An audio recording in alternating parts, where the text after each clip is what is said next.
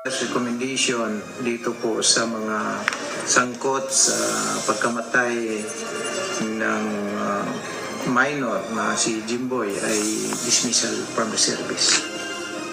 Boy Baltazar, ipinatatanggal na sa serbisyo.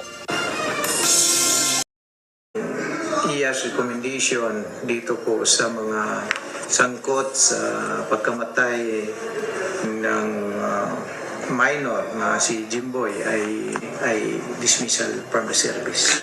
Hindi nakaligtas sa kasong administratibo ang 8 pulis na sangkot sa pagpaslang sa teenager na si Jorod Jimboy Baltazar noong August 2. Ayon kay Internal Affairs Service Inspector General Attorney Alfigar Triambulo, matibay ang ebidensya na nagpapatunay na may pananagutan ang mga ito sa pamaril at pagkakapatay kay Jimboy. Guilty sa kasong grave irregularity in the performance of duty at conduct unbecoming of a police officer, sina Police Executive Master Sergeant Roberto Balais Jr., Police Staff Sergeant Antonio Bugayong Jr., Police Staff Sergeant Jerry Maliban, Police Staff Sergeant Nico Pines Esquilon, Police Corporal Edmard Jake Blanco at Patrolman Benedict Mangada. Habang guilty din sa kasong grave neglect of duty ang 2 team leader na sina Police Captain Mark Joseph Carpio at Police Captain Luisito de la Cruz. Itong 6 dito ay umaamin na talagang sila ay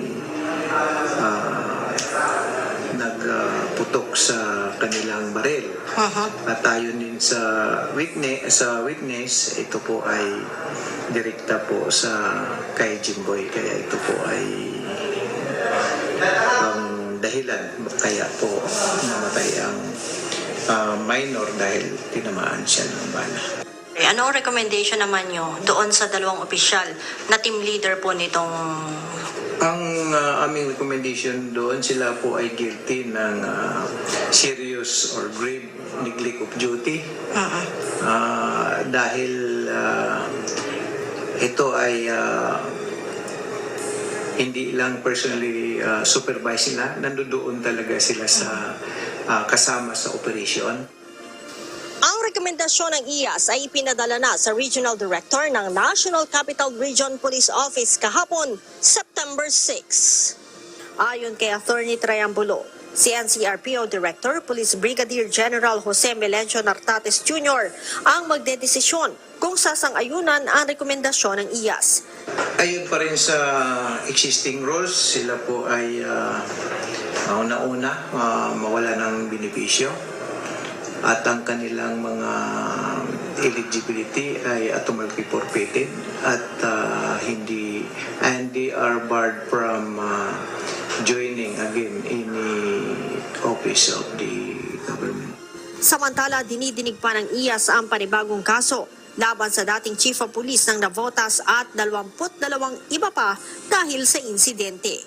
Yung kaso ng 23 na kasama itong 8 at yung kanilang ng Chief of Police dahil nga sa violation ng criminal law natin, dishonesty dahil sa pagpalsipay o sa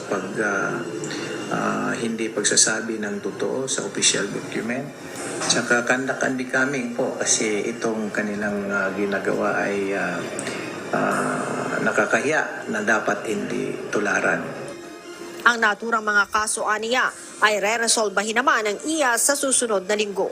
August 2 ng pagbabarilin ng 8 pulis si Jimboy Baltazar sa barangay NBBS Kaunlaran, Navotas City dahil sa mistaken identity.